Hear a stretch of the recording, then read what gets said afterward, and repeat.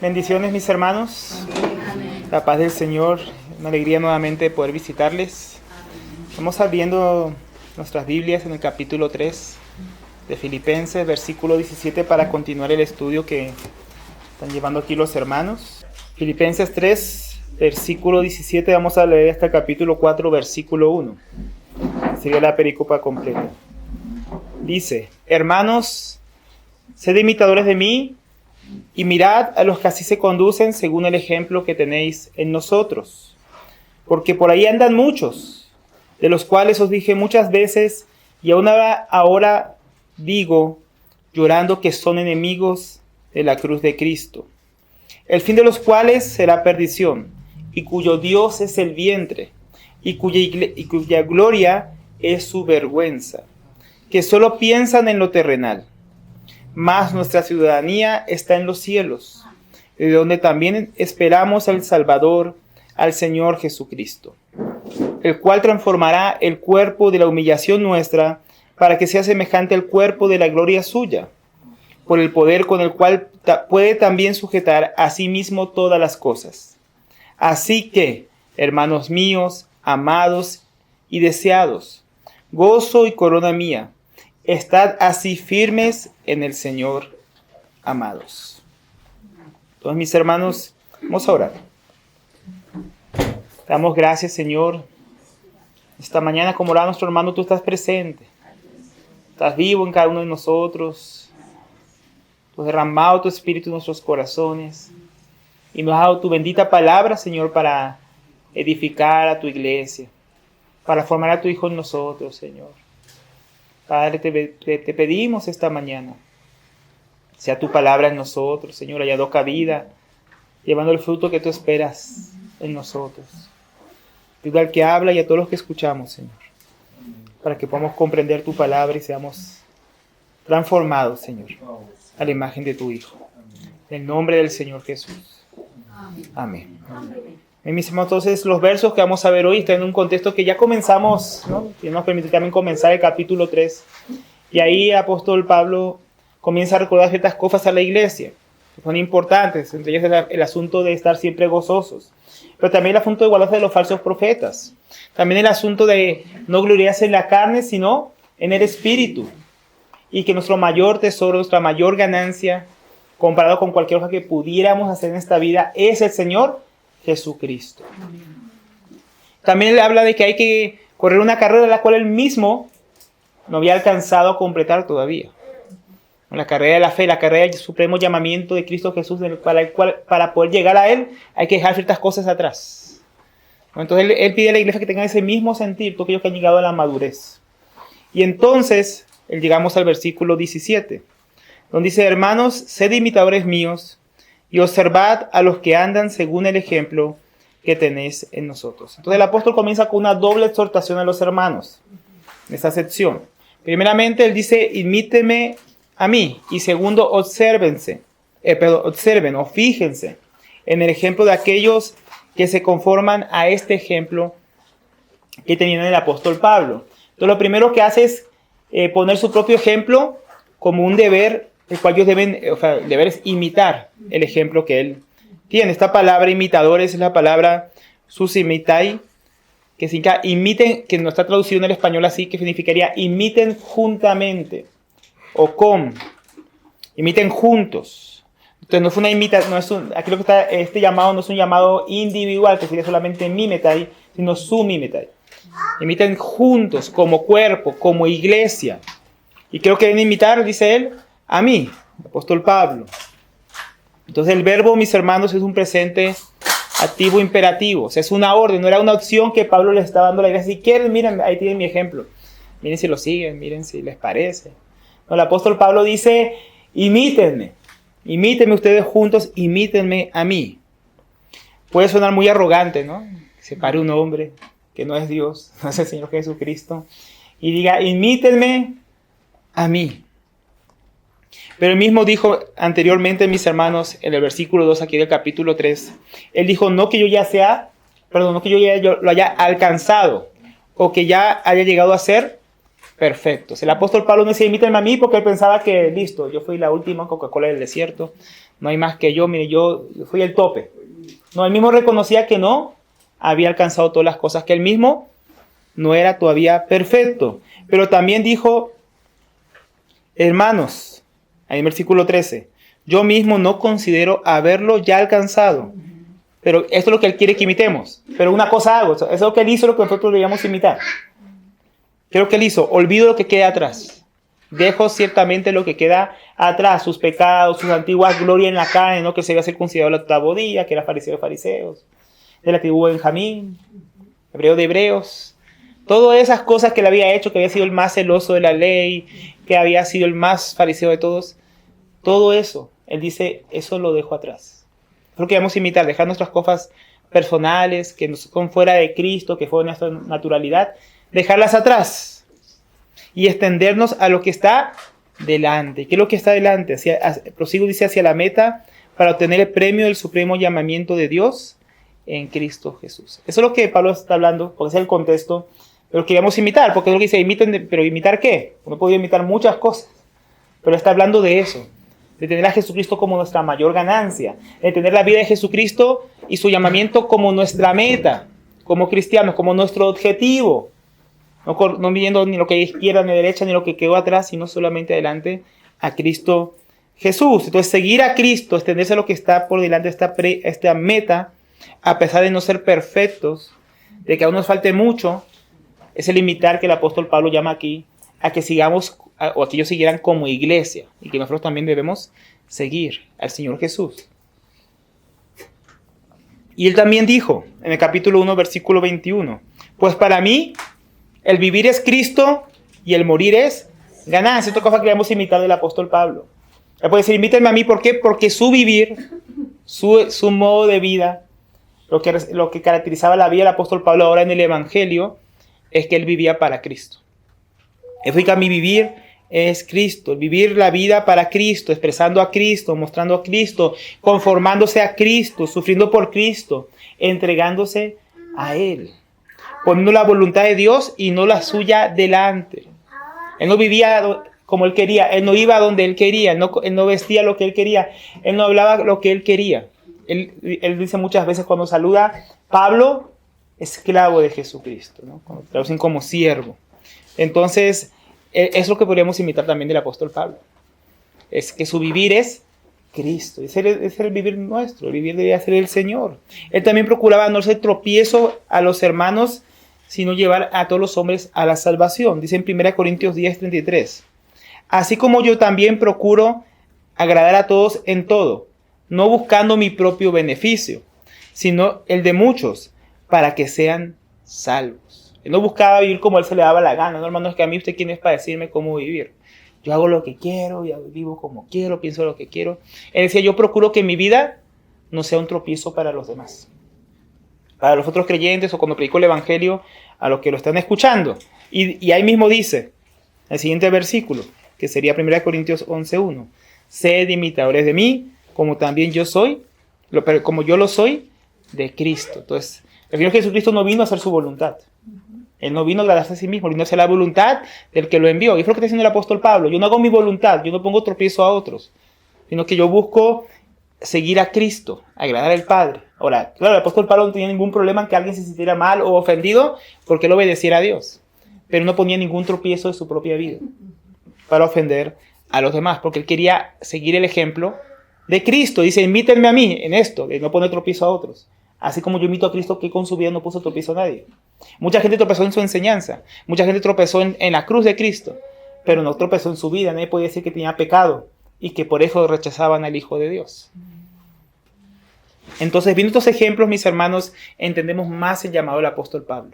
Esta exhortación a ser imitadores de él. Imitadores de él en cuanto a su vida, ¿no, mis hermanos? Y en cuanto a su fe. En cuanto a su ejemplo de cómo él sirvió y siguió a Jesucristo. Pero el apóstol Pablo no pensaba que él era, como decíamos, que él era el único, el último. No hay más que el apóstol Pablo que imitar. Él no dice eso, ¿verdad? Él dice, hermanos, sed imitadores míos, y agrega, y observad a los que andan según el ejemplo que tenéis en nosotros. Esta palabra observad también es un imperativo, también es un mandato, una exhortación que debe ser cumplida por todos los creyentes. Dice lo que aquí el apóstol dice, mis hermanos, o lo que llama la atención es: miren, fíjense, pongan los ojos en la mira, en este asunto. ¿En qué asunto? En aquellos que también andan según el ejemplo que tienen nosotros. El apóstol Pablo dice: invítenme a mí, pero también observen a otros que son como nosotros, para que también los imiten a ellos. Entonces, ¿quiénes son esos nosotros? Que dice aquí el apóstol Pablo. Nosotros. Pablo se refiere a personas que ya ha mencionado en el capítulo 2, por ejemplo, a Timoteo, del cual habló bastante, de Epafrodito, de quienes Pablo asevera que ellos son verdaderos siervos de Dios y que le sirven. También puede referirse a las personas que participaron en la fundación de la iglesia. Por ejemplo, Silvano, también conocido como Silas, que también acompañó a Pablo cuando fue fundado Filipos. ¿Se acuerdan que estuvieron ahí en la cárcel los dos cantando? Y Dios envió el terremoto, ¿no? Y se abrieron las puertas. Bueno, estaba Silas también. Él también fue ejemplo para ellos. Él estuvo con ellos también ahí, predicándoles el evangelio. Entonces, esos obreros, estos hermanos, eran verdaderos siervos de Jesucristo, que daban un testimonio unánime acerca de Dios. Entonces, mis hermanos, él dice: aquellos que anden, aquellos que vivan según el ejemplo que ustedes vieron en nosotros, fíjense también en ellos. ¿Para qué? Para también imitarlos. Dice en 1 Tesalonicenses, creo que era capítulo 2:5, dice: capítulo 1:5, pues nuestro evangelio no vino a vosotros solamente en palabras, sino también en poder y en Espíritu Santo, y con plena convicción, como sabéis qué clase de personas demostramos ser entre vosotros por amor de vosotros. Dice: ustedes saben quiénes somos nosotros. Ustedes saben cómo nosotros les servimos a ustedes, cómo vinimos a predicarles el evangelio, en el poder de Dios, en el Espíritu Santo. Ustedes saben cómo nos comportamos entre ustedes. Ellos conocían el ejemplo de Pablo, Timoteo y Silas, que estuvieron ahí con ellos. También Lucas los acompañó. Podríamos sumarlo ahí, aunque no es mencionado. En Hechos de los Apóstoles nos damos cuenta que también ahí estuvo Lucas. Es más, Lucas se quedó con ellos. Ellos siguieron el viaje. Dice: y ustedes vinieron a ser imitadores de nosotros, a los tesalonicenses, y del Señor. Porque no podían ver al Señor. ¿A quiénes vieron ellos? Pues a los apóstoles, aquellos que fueron enviados por Dios. Habiendo recibido la palabra en medio de mucha tribulación, con gozo del Espíritu Santo. De manera que llegasteis a ser, mira, ellos llegaron a ser imitadores de ellos. ¿Y qué pasó con ellos? Se convirtieron también en ejemplos para otros. De manera que llegasteis a ser un ejemplo para todos los creyentes de Macedonia y Acaya. Entonces, ellos fueron ejemplos para los creyentes. Y los creyentes, al seguir su ejemplo, se convirtieron en ejemplo para toda la región de Macedonia y Acaya, que era en ese tiempo era Grecia, para ellos. Entonces, mis hermanos, lo que vemos aquí es un llamado muy claro. Tal vez podamos decir: bueno, es que yo no vi al apóstol Pablo, yo cómo sé cuál es su ejemplo, para imitarlo, ¿no? O el de los otros apóstoles, aunque tenemos algunas pistas, algunas partes biográficas, digamos, de la vida de ellos, en las Escrituras no podemos observarlo en carne y hueso, ni mirarlo, ni tampoco ninguno de los obreros del Nuevo Testamento. Pero tenemos el ejemplo, mis hermanos, de nuestros líderes en las iglesias locales, aquellos que nos presiden, aquellos que fueron ancianos, aquellos que sirven en medio de la iglesia deberían ser personas de ejemplo. Personas que uno dice: yo quiero imitar su vida y su fe. Dice en Hebreos 13:7, acordaos de vuestros pastores. Esa palabra pastores ahí en el griego es guías, o aquellos que gobiernan la iglesia. También puede traducirse los gobernantes, podría traducirse. Que os hablaron la palabra de Dios.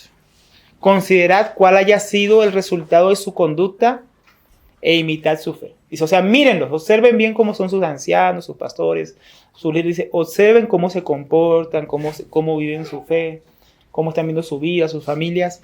Y dice, consideren su conducta. Y luego de considerar el resultado, ¿no? Porque si alguien sirve realmente a Dios y ama realmente a Dios, y es de buen ejemplo, su conducta va a tener un resultado en su vida, en su familia, en su servicio, va a haber fruto. Y después de considerar eso, dice, imiten no todo lo que ellos hacen, imiten su fe. ¿Por qué no todo? Porque no dice, si fuera a imitar todo lo que uno hace, pues el hermano Alberto come con la mano derecha, entonces yo agarro con la mano derecha la cuchara, ¿no? El hermano se sienta de tal lado, yo también me voy a sentar de tal lado, ¿no? Son cosas externas. Cuando estamos hablando de imitar El ejemplo de los líderes, hablamos, como dice aquí, imiten la fe, imiten la vida de Cristo en ellos, imiten cómo ellos viven por fe para el Señor. Ese es el asunto aquí. Consideren, observen el resultado de cómo ellos han vivido para el Señor, el fruto que ha traído, imítenlos. Entonces los líderes, mis hermanos, de una congregación, aquellos que presiden, que gobiernan la iglesia, que la pastorean y la cuidan, tienen que ser personas íntegras, dignas de imitar, personas que tienen una fe digna, que uno diga, yo quiero creer como Él, quiero servir como Él a Cristo, quiero vivir para el Señor. Y en muchos, mis hermanos, en muchos lugares hay hermanos que dicen, hermanos, no me miren a mí, no miren al hombre, miren a Dios. Y en cierto sentido hay algo de razón en eso, en que tenemos que tener la mirada puesta en Cristo, que Él es el autor y consumador de la fe.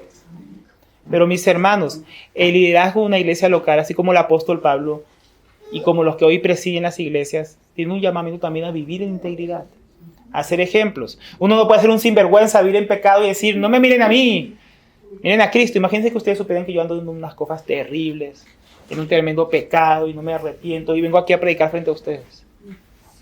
Usted va a poder recibir la palabra con gozo, ¿no? Con tranquilidad. Más bien usted está pensando, este falso maestro con que irá a salir porque es un sinvergüenza, ¿no? Entonces, una persona que tiene un mal ejemplo de vida, un mal ejemplo en la fe en Cristo, no hablamos de alguien perfecto, pero que tenga un buen patrón en su vida a imitar, cierra el corazón de las personas, ese tipo de liderazgo. Esas personas no van a querer seguir ese tipo de líder porque dicen, yo voy a acabar como él, ¿no? Porque el resultado de la conducta de ese líder no es bueno. Y si yo imito su mala vida y recibo su mala enseñanza, una vida hipócrita como la que Jesús denunciaba, la de muchos fariseos, ¿no? Escuchen lo que enseñan, pero no hagan lo que ellos hacen, le decía el Señor Jesús. Entonces no podían imitar a esos líderes, ¿no? Porque ellos, si seguían a esos líderes ciegos, iban a caer en el mismo hueco. Entonces, mis hermanos, la vida cristiana sí requiere de personas que sean ejemplos, que tengan una vida de autoridad, no autoridades que gritan, no, sino autoridades que viven aquello que enseñan. Tienen que mostrar con sus vidas que realmente son siervos de Jesucristo. Los líderes de una iglesia son los primeros que deben mostrar este ejemplo. Por eso es que cuando vemos la Biblia, ¿cuáles fueron los requisitos para los ancianos, pastores, ¿no? Para aquellos que sirven en la iglesia, hasta para los diáconos? Para todo servicio en la iglesia, pide un carácter maduro, un carácter formado, que sea irreprensible, marido de una sola mujer, que tenga a sus hijos en sujeción, que no sea pendenciero, que no se pasa agarrando a los golpes con las personas, que no se ha dado el vino, un borracho, que no tiene dominio propio sobre sí mismo, que es incluso de ejemplo, hasta los incrédulos no pueden poner quejas de él. Entonces son los requisitos que pone para la Biblia, y solo menciona un don, y apto para enseñar, ¿no? No pone ahí 1000 dones, pero que tiene que saber enseñar la palabra, en cuanto a los ancianos y los que predican. Pero todo servicio en la iglesia, de aquellos que son líderes, entre las mujeres, con los jóvenes, en la iglesia, los ancianos, los que enseñan la palabra, todos deben tener estos requisitos. Personas que tienen vidas íntegras, que son dignas de imitar. Porque como dice ahí, porque si no gobierna bien su casa, ¿cómo podrá gobernar la iglesia de Dios? ¿No? Si él no sabe ni gobernar a sus hijos, y luego dice a la iglesia, usted gobierna sus hijos, ¿no? Usted no puede imitar. Ajá, y muéstrame cómo se hace, porque usted, ¿no? Sus hijos no los tienen en sujeción. No ama a su esposa, como Cristo amó la iglesia. Entonces, ¿cómo usted va a enseñar? ¿Cómo usted va a ser un ejemplo para otros? O aún como cristianos, ¿cómo vamos a poder incluso decirle a los incrédulos? No me mira a mí, mira a Jesús. Pero los incrédulos, el único Jesús que pueden ver es el que está en nosotros. Es la única Biblia que muchos van a leer.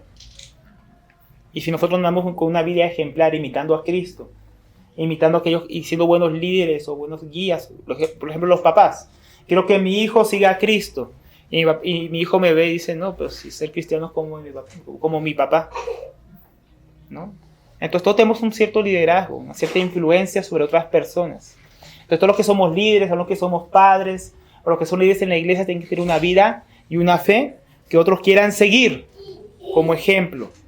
Pero dijo los ancianos en 1 de Pedro 5:2, pastoreén al rebaño de Dios entre vosotros, velando por él, no por obligación, sino voluntariamente, como quiere Dios, no por avaricia del dinero, sino con sincero deseo, y tampoco como teniendo señorío, no como mandando, como siendo los jefes, sobre los que han sido confiados, porque son de Dice, sino demostrando ser ejemplos del rebaño.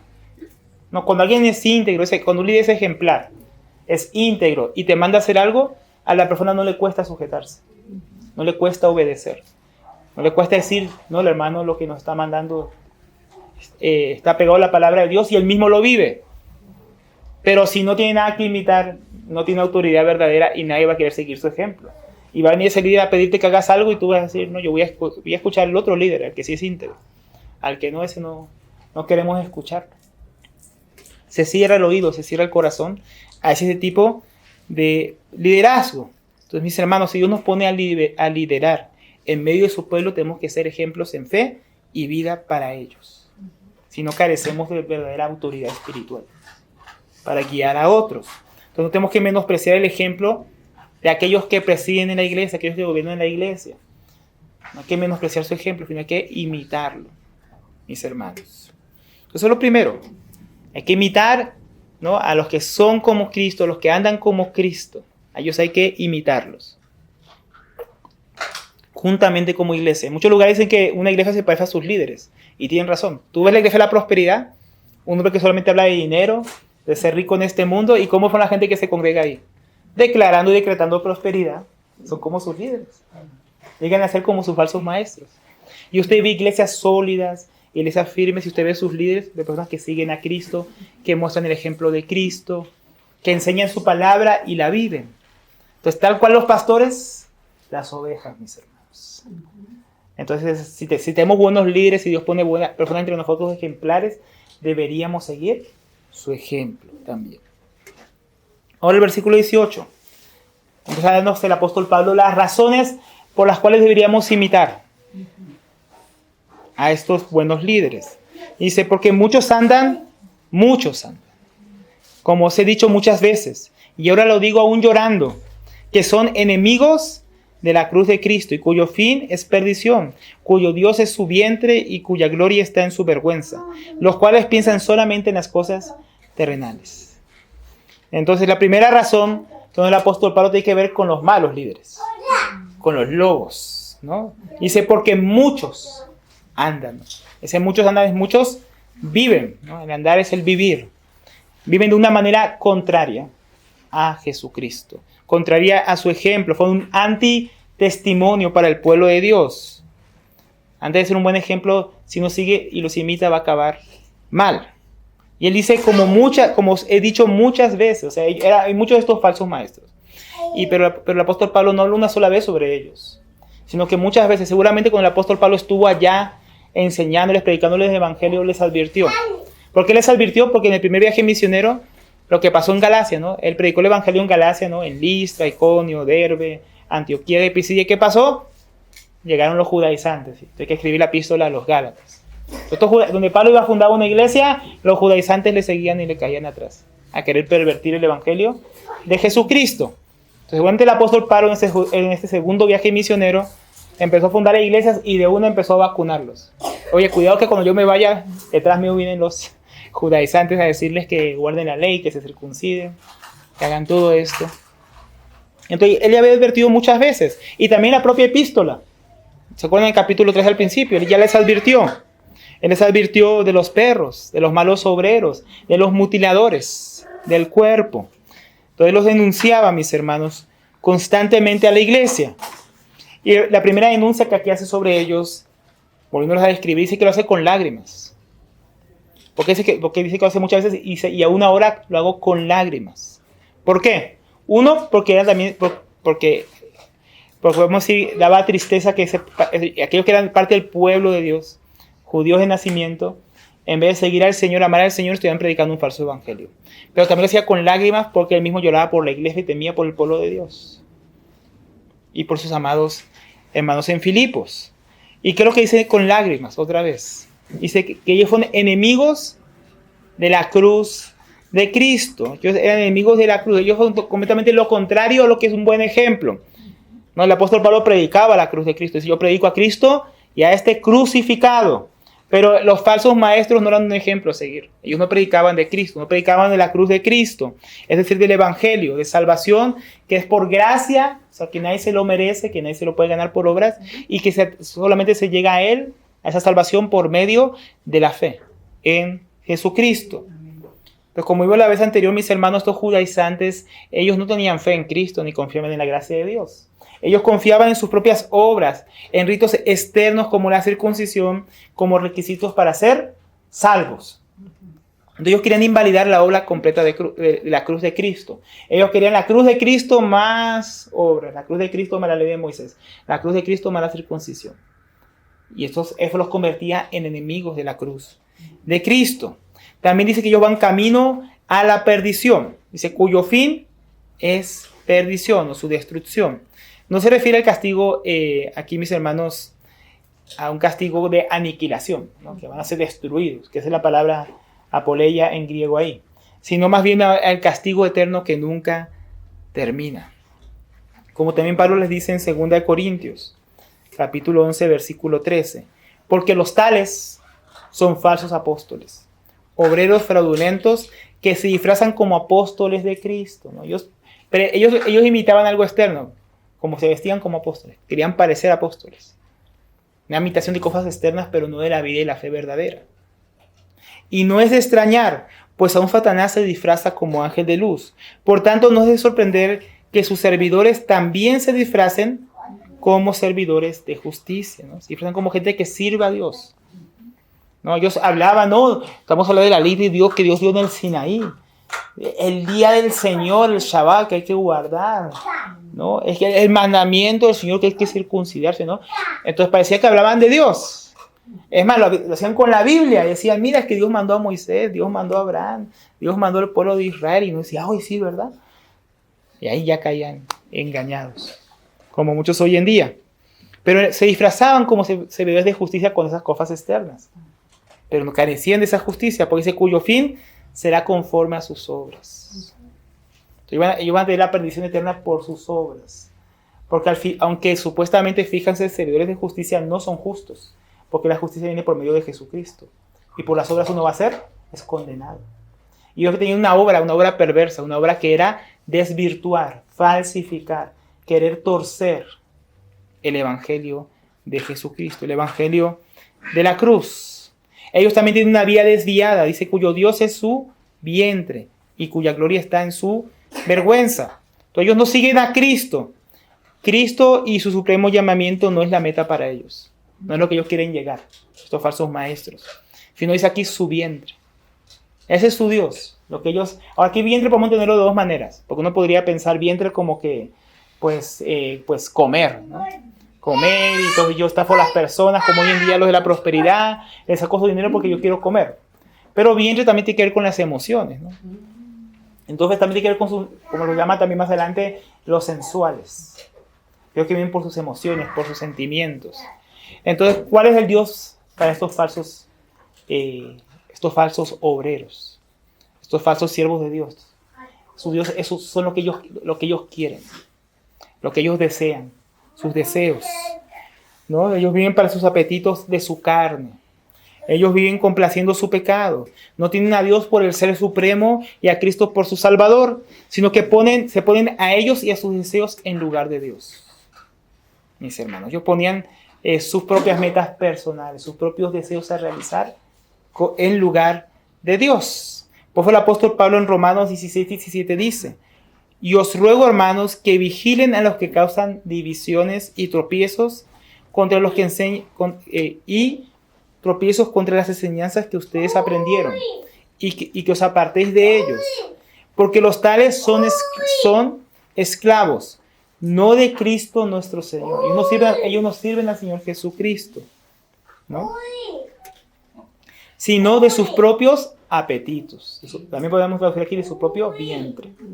Sus propios deseos, y por medio de palabras suaves, ¿no? y lisonjas, engaña el corazón de los ingenuos. No, es que el hermano es tan querido como habla, todo suave, y nunca reprende, nunca habla del pecado. Por ahí viene el engaño. No, porque ellos quieren hacerte igual a ellos. Ellos como no quieren tratar con sus pecados porque siguen sus propios deseos, tampoco te habla que tú tampoco dejes tus pecados. O que vivas en santidad porque Dios es santo. Entonces, ni con palabras suaves, nunca con reprensión, nunca con arrepiéntete de tu pecado. Deja tu pecado, hermano. Hermana, no. Ellos vienen con sus ellos vienen hablando solamente cosas bonitas. ¿Por qué? Pues si hablan contra el pecado, también hablarían contra sus propios deseos, contra lo que ellos mismos quieren. Porque ese es su Dios y uno no habla contra su propio Dios. Mis hermanos. Entonces, por eso no es raro ver, mis hermanos, en nuestros días que esos falsos maestros que vienen de moralidad sexual muchas veces, que hay una doble vida, una vida hipócrita, usted no los va a escuchar, mis hermanos, hablando de esas cosas. Porque ellos quieren robar al pueblo de Dios. Ellos son como Onnis y Finés. Onnis y Finés robaban de la carne del templo para ellos, porque su Dios era su vientre, no era el Dios de Israel, no era el Dios del tabernáculo. Entonces ellos atentaban contra Dios en medio del templo de Dios, del pueblo de Dios, robando el pueblo de Dios para complacerse a sí mismos. Y se acostaban con las mujeres que supuestamente venían a alabar a Dios a la puerta del tabernáculo. ¿Por qué? Porque ellos eran Dios para ellos, como sacerdotes, y no el Señor, mis hermanos.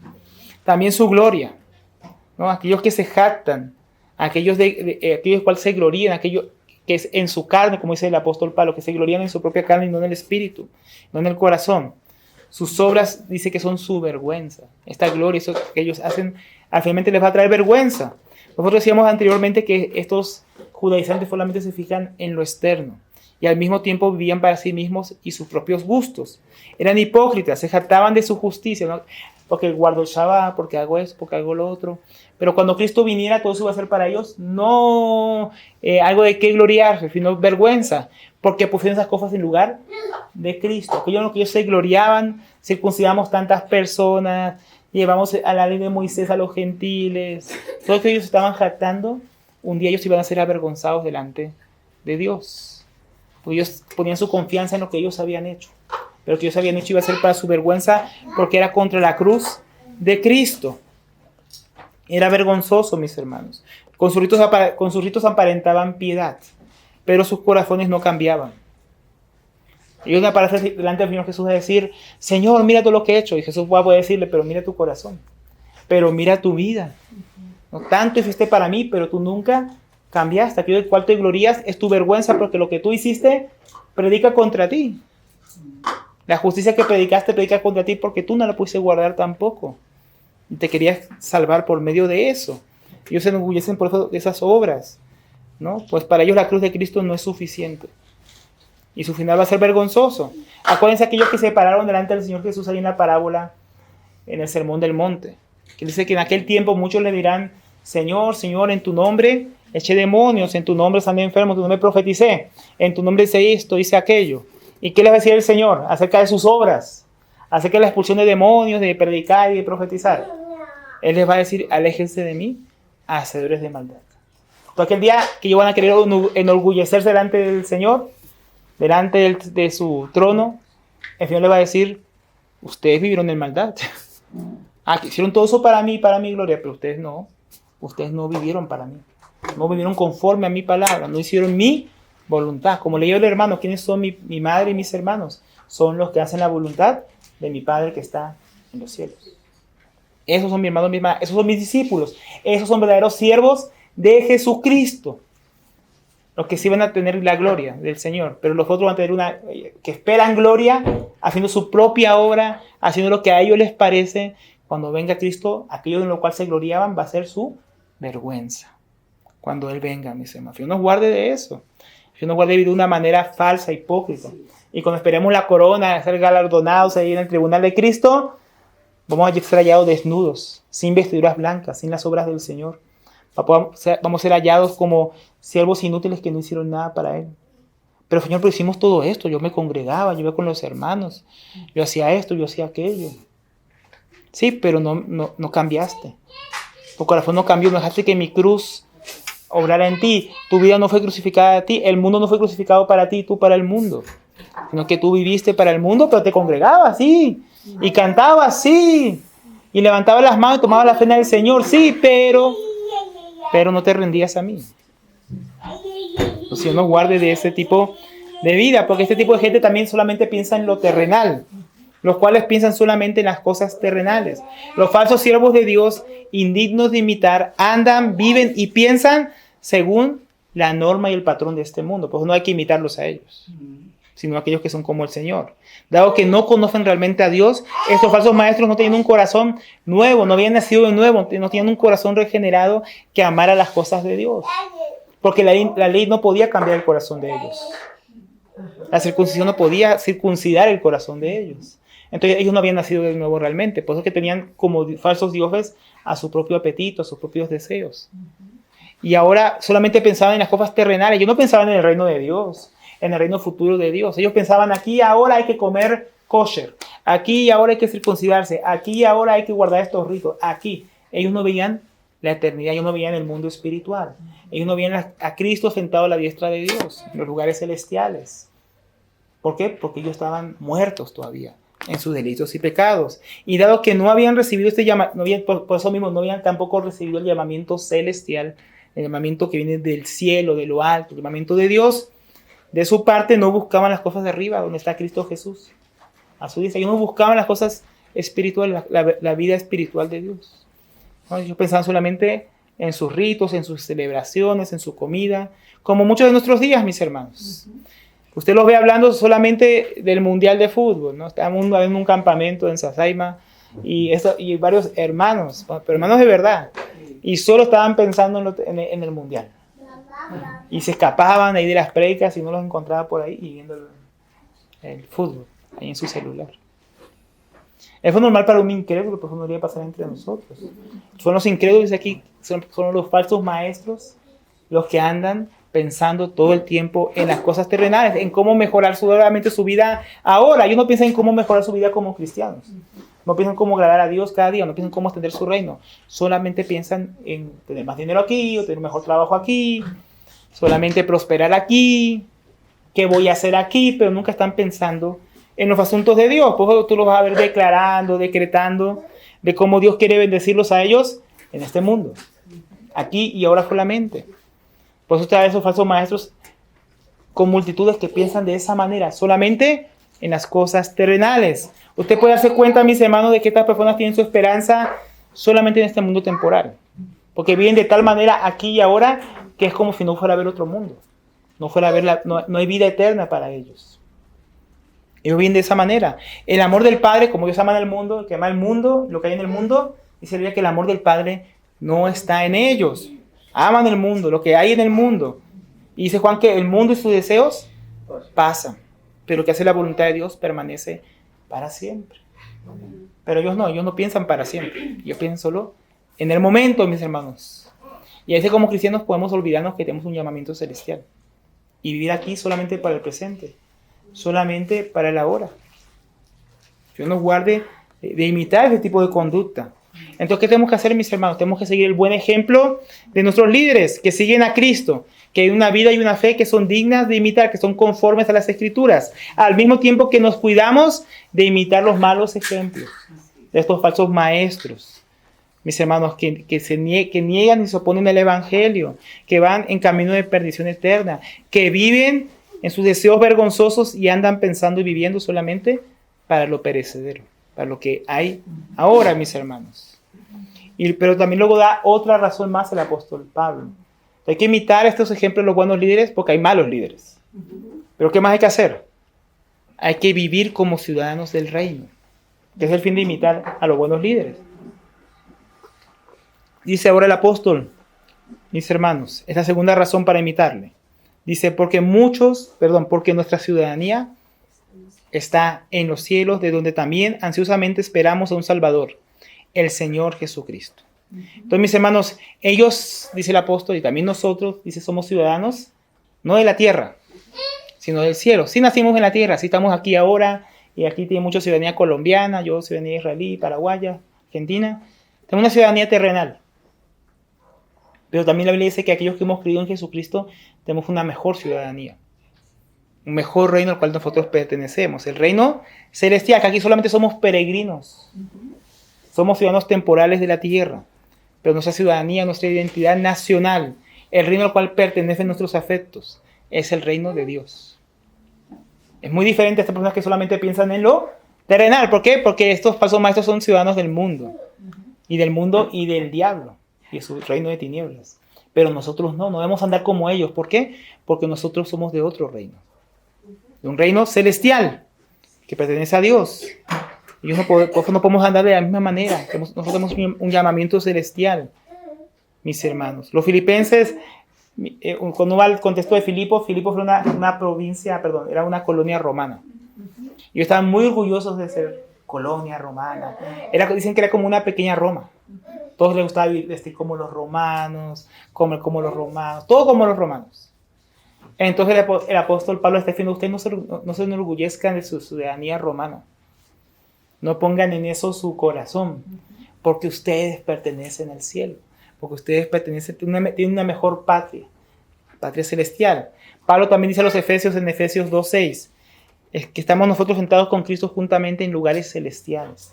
Estamos aquí en la tierra, pero en Cristo estamos en lugares celestiales, que es donde nosotros realmente pertenecemos. En Efesios 2:19 dice, así pues ya ustedes no son unos extranjeros ni advenedizos, sino que son conciudadanos de los santos. Todos formamos parte de un grupo diferente, ¿no? Porque muchos dicen, no, yo soy de Colombia. Sí, pero somos de un grupo mayor, hermanos.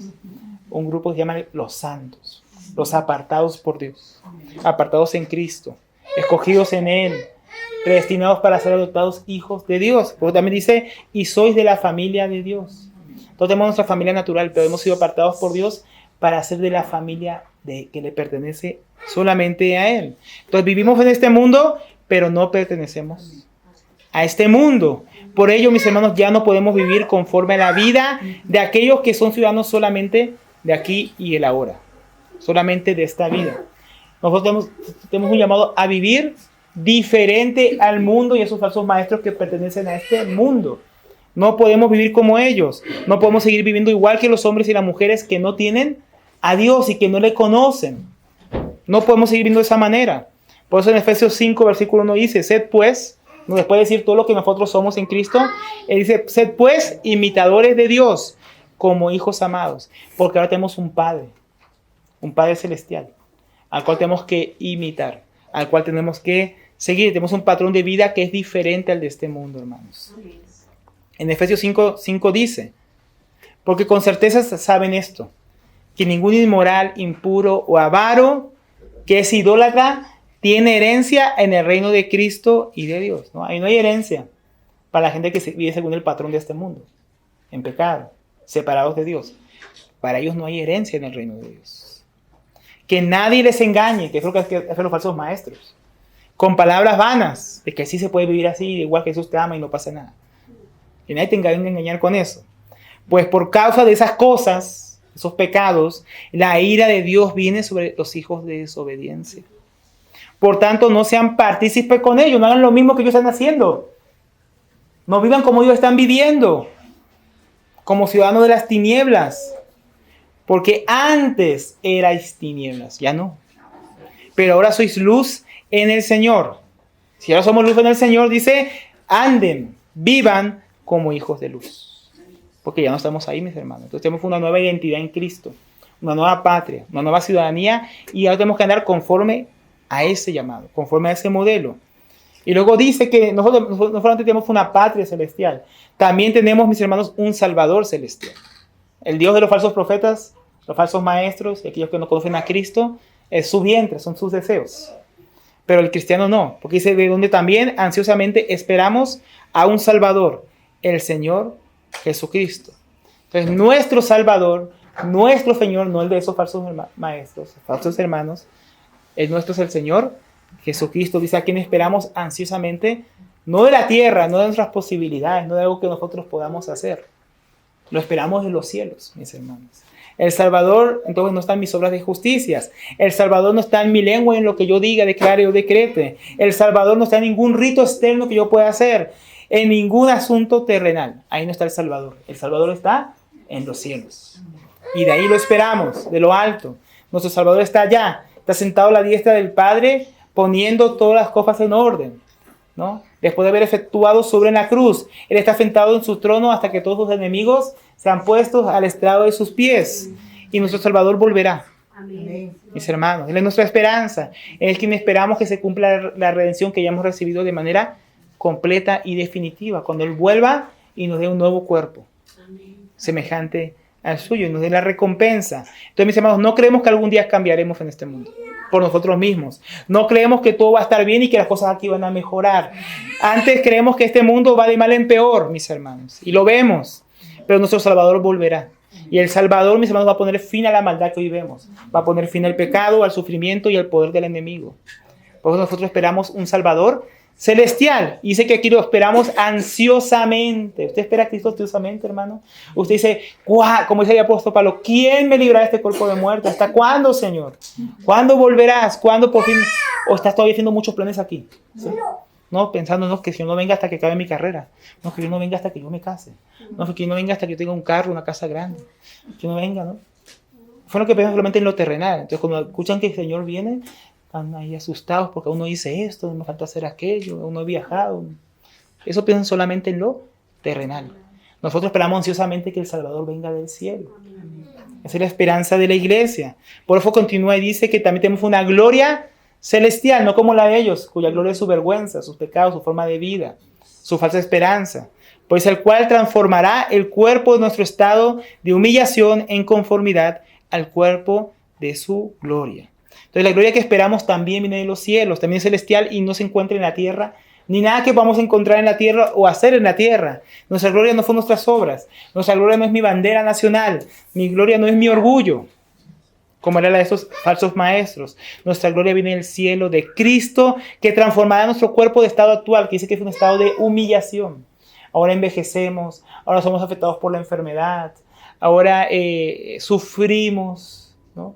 Muchas cosas en la carne, mis hermanos. Es un cuerpo de humillación, un cuerpo que comienza chiquito, se hace fuerte y luego termina débil en la vejez, ¿no? Estamos en mayor tiempo de gloria y pensamos que podemos comernos el mundo. Nuestra salud y todo nuestro ser comienza a decaer.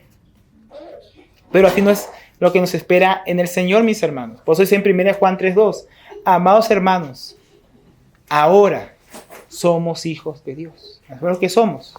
Y aún no se ha manifestado lo que habremos de ser. Pero sabemos que cuando Él se manifieste, ¿no? Cuando Cristo venga, a quien esperamos ansiosamente, seremos semejante a Él porque le veremos como Él es, ¿no? Ahora estamos en humillación, pero cuando Él venga ya no tendremos un cuerpo de humillación, sino que seremos semejantes a Él porque lo veremos a Él tal como Él es. Y todo aquel que tiene esta esperanza puesta en Él, todo aquel que dice, no, yo sí quiero que el Señor venga, yo sí lo espero ansiosamente, ¿cómo lo vamos a saber si es cierto o no? Todo el que tiene esta esperanza, todo el que espera realmente que Cristo vuelva y transforme su cuerpo de humillación a un cuerpo glorioso, de su gloria, se purifica así como Él es puro. O sea, no vive de esa manera que hablamos, como un enemigo de la cruz de Cristo, para la condenación, para sus propios apetitos, para una desvergonzada falsa gloria. No.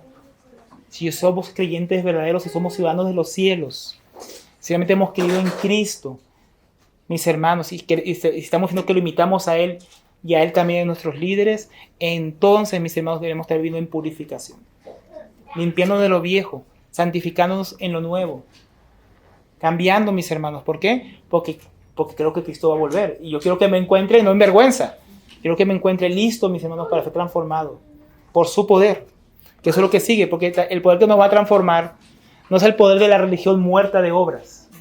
Es un poder celestial, porque dice, por el ejercicio o el obrar del poder que tiene aún para sujetar todas las cosas a sí mismo.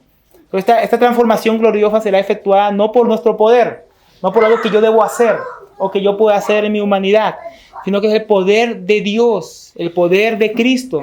El poder de Dios es tan grande, mis hermanos, que Él hizo los cielos y la tierra y todo lo que hay en el universo. El poder de Dios es tan grande que cuando Él vuelva, dice que se van a derretir las montañas, hermano, y que va a sujetar al diablo y va a mandar a sus enemigos a la condenación eterna. Su poder sustenta el universo en que vivimos, mantiene nuestros átomos unidos en su lugar y provee todas las cosas en abundancia para que las disfrutemos.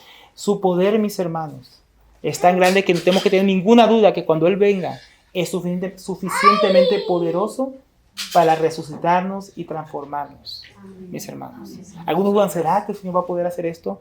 Y aquí dice, sí, por su poder lo va a hacer. Él va a volver y aquí seamos polvo, a fin nos hayan quemado, nos hayan cremado, nos hayan hecho ceniza, hermanos. Cuando Cristo venga, resucitaremos y tendremos un nuevo cuerpo. Que tiene nada que ver con la ceniza que quedó ahí, ni con los gusanos que se comieron ahí mi cuerpo. Tienen que ver con el poder de Dios, el cual transformará nuestros cuerpos a imagen de su gloria, mis hermanos. Entonces no tenemos nada que temer ni desfallecer. Los falsos maestros decían, veamos aquí y ahora, porque no sabemos qué viene después. Entonces no creamos este tipo de cosas. Entonces, por último, mis hermanos, ya acabando. Capítulo 4, versículo 1. Aquí nos habla, entonces, al principio la exhortación. ¿Cuál es la exhortación? Imiten el ejemplo de sus líderes en el Señor. ¿Por qué? Porque hay malos líderes por ahí y porque ustedes son ciudadanos de los cielos y es la manera en la que deberían vivir. Y aquí el apóstol va a concluir. Y dice, así que, no estoy concluyendo. Todo lo que dije antes, lo que quise decir, hermanos míos, amados y añorados, gozo y corona mía, estad así firmes en el Señor, amados. Entonces el apóstol Pablo, mis hermanos, primeramente se explaya en amor con ellos. Él amaba mucho esta iglesia en Filipos. Sufría mucho, pero es en Filipos. ¿No? Él quería el bien de ellos. Entonces él aquí expresa su corazón. Yo le digo todo esto porque son mis amados, porque los amo. Porque son para mí añorados, los extraño. Quisiera estar con ustedes, porque el apóstol Pablo duró muy poco ahí. ¿No? O sea, cuando él llegó, predicó el evangelio y lo arrestaron. Y cuando salió de la cárcel, los magistrados le dijeron que por favor si se iba. Y después de haber estado con los hermanos, orado por ellos, y haber dejado a Lucas, siguió su camino. Pero los quería mucho. Como vamos a ver más adelante, incluso ellos fueron los únicos que habían participado económicamente en su ministerio ahí en Grecia. Que lo habían apoyado una y otra vez, habían estado pendientes de él. Enviaron a Epafrodito y por eso ahora él puede enviarles con él la carta de regreso, cuando enviaron la ofrenda con él. Entonces, esta iglesia era muy amada por el apóstol Pablo. Había un amor mutuo, tanto de él hacia ellos y de ellos hacia él. Unos buenos líderes que son dignos de imitar, también son unos líderes que aman al pueblo de Dios, que muestran amor al pueblo de Dios. No solamente en palabras, porque aquí hice palabras, pero estas palabras están respaldadas por una vida y por un ejemplo que él les dio cuando estuvo entre ellos. Él estuvo dispuesto a ir a la cárcel por ellos. Él estuvo dispuesto a sacrificarse muchas cosas para llevar el evangelio a ellos. Y ahora estaba aquí también dispuesto a defenderlo de los falsos maestros y advertirle de los falsos profetas. Él amaba a este pueblo de Dios. Entonces él dice, imítenme a mí, pero ustedes son mis amados. Yo los amo, yo los quiero. Yo los extraño. Eso es un gozo para mí. Son mi corona, porque cuando vayamos delante de Cristo, aquellos que servimos al Señor, ¿cuál será nuestra corona sino el trabajo que hicimos entre los hermanos? Esa es la esperanza de aquellos que sirven al Señor. De que servimos y no servimos en vano. No es que predicamos esperando que nadie cambie, nadie sea transformado y todos sigan igual. No, cuando los que servimos al Señor pensando que aquello que es sembrado, que es la semilla de Dios, nuestra semilla, va a producir fruto de vida eterna. Y cuando estemos en el cielo vamos a poder decir, gracias Señor, porque le predicamos el evangelio a tal y aquí está. Servimos a tal y aquí está. Amamos a tal y aquí está. Unos buenos líderes van a mostrar amor por el pueblo de Dios. Van a tener un corazón por el pueblo de Dios. No es un servicio de que, sí, claro que amamos a Dios y servimos a Dios primeramente, ¿no? Pero no somos robots, ¿no? Que yo sirvo a Dios, les predico el evangelio y me voy y todo serio, ¿no? Hay que mostrar amor a aquellos que servimos. No podemos servir bien si no amamos, ¿no? O sea, hacer un servicio externo sin corazón. Jesús dijo, yo voy a morir por ustedes así, ¿no? No dice, de tal manera amó al mundo. Amó al mundo, pues vino a dar su vida, mis hermanos. Por el mundo, para que el mundo fuera salvo por él, no para condenarlo, porque amó. Y un buen servicio viene de ese amor, mis hermanos. Entonces, después de expresarle su amor, ahí viene esta última exhortación que recoge todo lo anterior que hemos visto hoy. Dice, estad así firmes en el Señor, amados.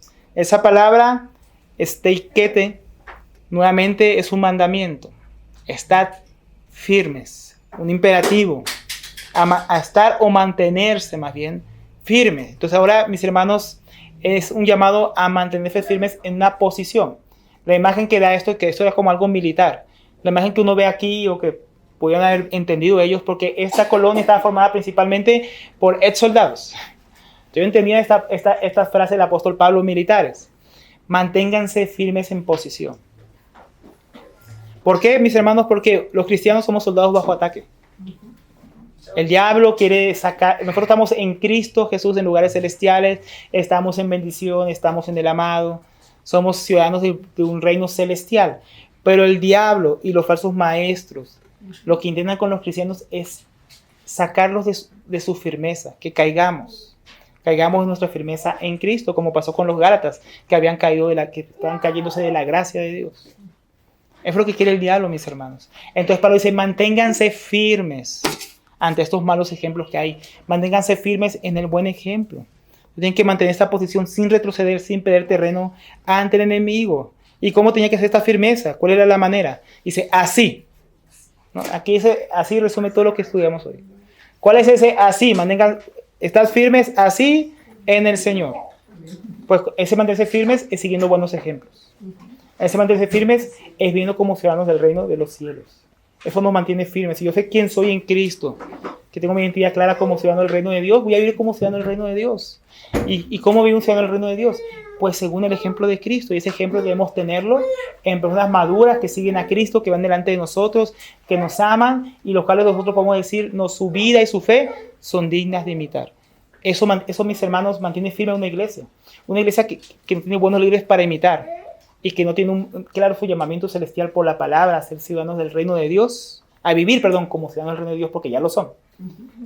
Una iglesia así, mis hermanos, es una iglesia que va a caer en superficialidad, en tibieza, como la iglesia, ¿no?, de la Odisea, que estaba en tibieza, se había olvidado, hasta Cristo, el Cristo, que es el Rey, estaba afuera tocando la puerta. Y se olvidaron cómo debían vivir. Y dijeron, soy rico aquí, ahora tengo esto, lo otro, y ustedes pobre, ciego, desventurado, desnudo. ¿No? Habían caído su firmeza, no estaban siguiendo el ejemplo de Cristo, estaba fuera Cristo. Entonces, mis hermanos, una iglesia local firme tiene líderes firmes, que son dignos de imitar, que protegen al rebaño de Dios, y tienen miembros firmes que están firmes en vivir como ciudadanos del reino, siguiendo ese ejemplo.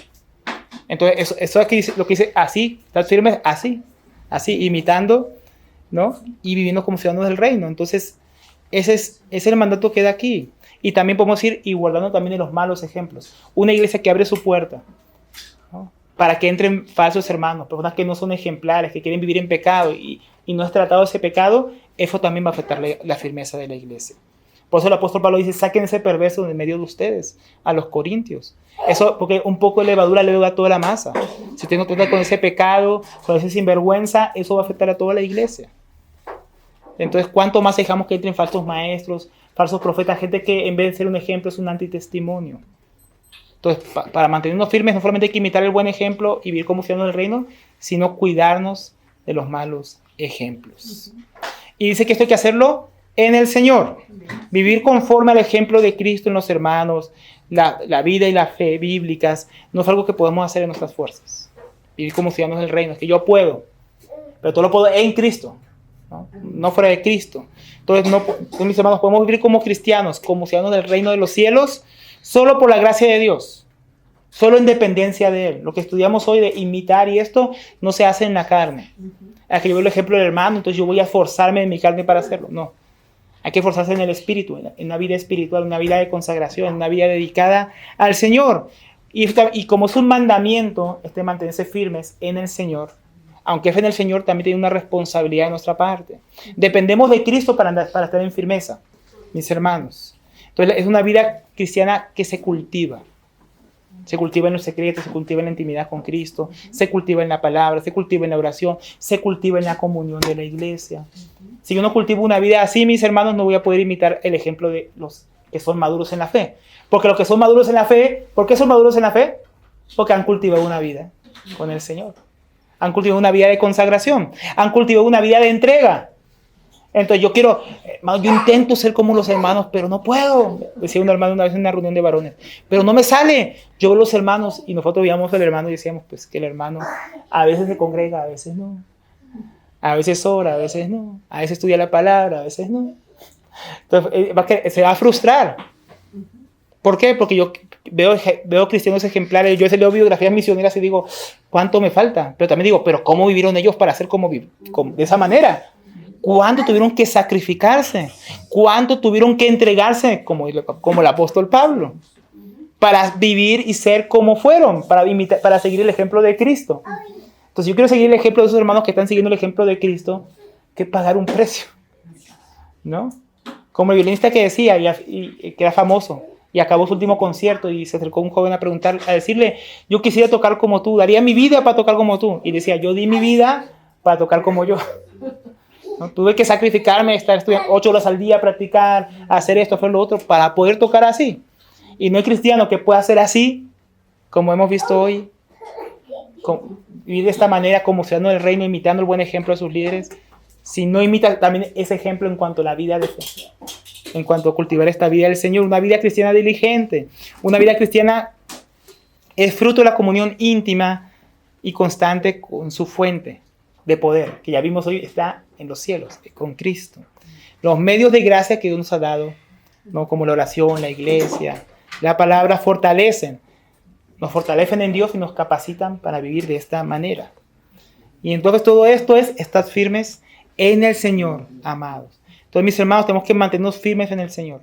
Mantenernos firmes en la posición que Él nos ha dado ante los ataques del diablo y sus falsos maestros, que quieren atacar, mis hermanos, y desviarnos del camino. Y eso requiere un esfuerzo en nuestra parte, en el Señor, para seguir su ejemplo, de aquellos que Él ha colocado para liderarnos, mis hermanos. Entonces, en conclusión, unas preguntas para que nos llevemos para reflexionar, para aplicarnos a nosotros.